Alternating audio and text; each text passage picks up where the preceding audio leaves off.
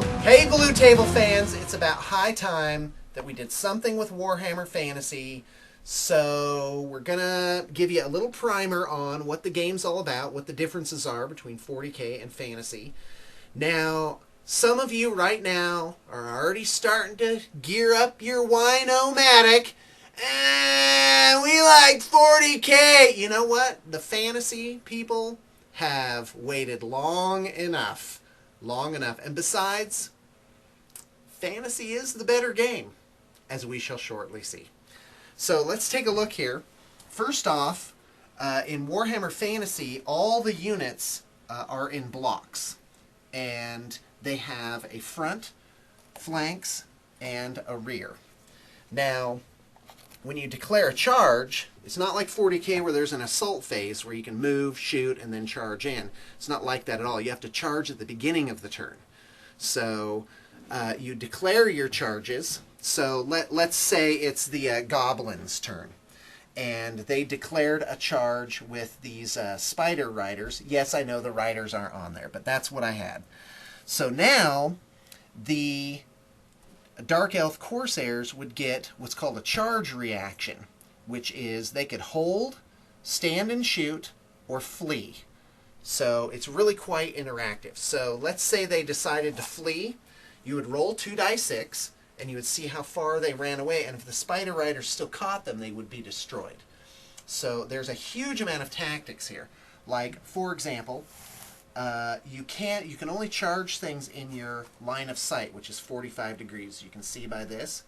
So if one guy can see another guy, then that unit can charge. So let's say these Corsairs, let's say it was the Dark Elf turn. Go ahead and move in a little closer here. So it just shows these two. So if it were the Dark Elf turn, I'd say I'm going to charge the Goblins, and I'd check to see if they were in my line of sight, which they are. It kind of comes out like this.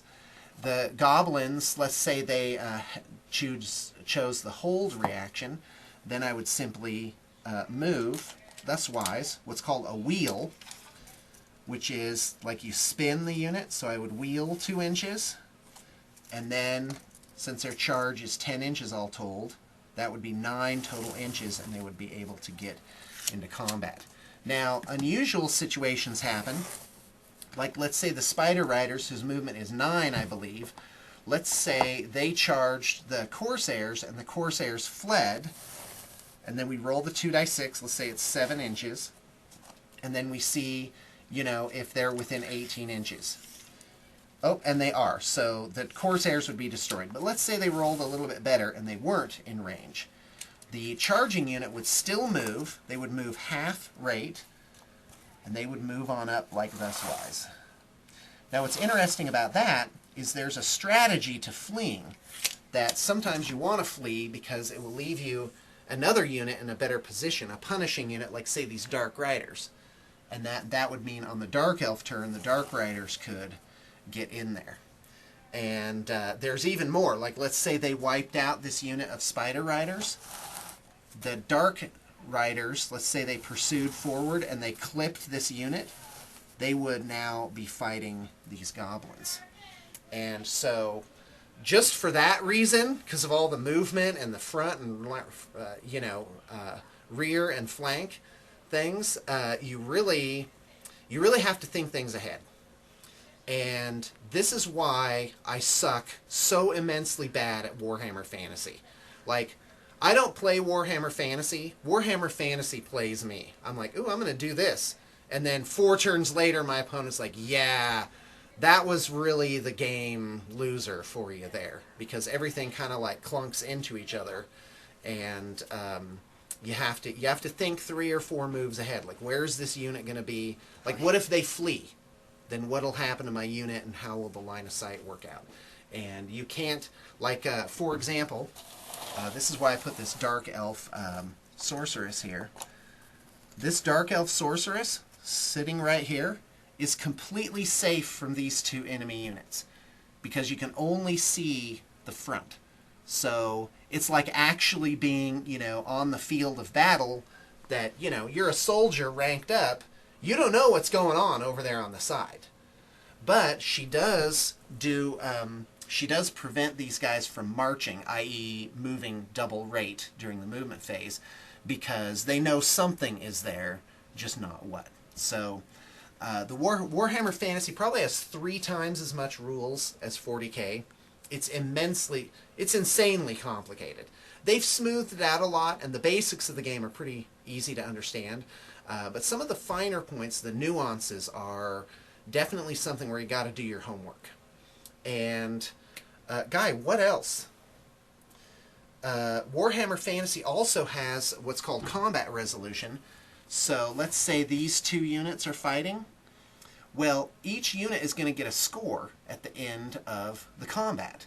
Well, the goblins, their score just sitting here is already 5. And here's what it is. They got a banner, gives you a point. Every full rank beyond the first, that's 5 guys, gives you 1. So 1, 2, 3 ranks here. That's the maximum you can get. And then you have what's called an outnumber, which is, do you have more actual figures there? Cavalry counts as 2, but that's another story entirely. So basically, the goblins have 5 going in, but these Dark Riders, they only have banner, assuming they have one, and that's it. They only have 1, so they have to kill 4 guys just to make up the difference. But when you charge, you get first strike, and only the guys in the front rank fight. So that's how cavalry, like I guess in real life, they can actually break those infantry with a charge. That they charge in, they hit first with their lances, they wipe out all those front guys, and then basically through massive casualties, they make the rest of them run away and they run them down. And so, well, I won't go into any more right now, but just to say that Warhammer Fantasy is an incredibly textured and complicated and just an absolutely splendid game. And it is a lot of fun to play because you don't know what's going to happen, and every combat, like, hangs by a thread of what's going to, how it's going to affect the rest of the game.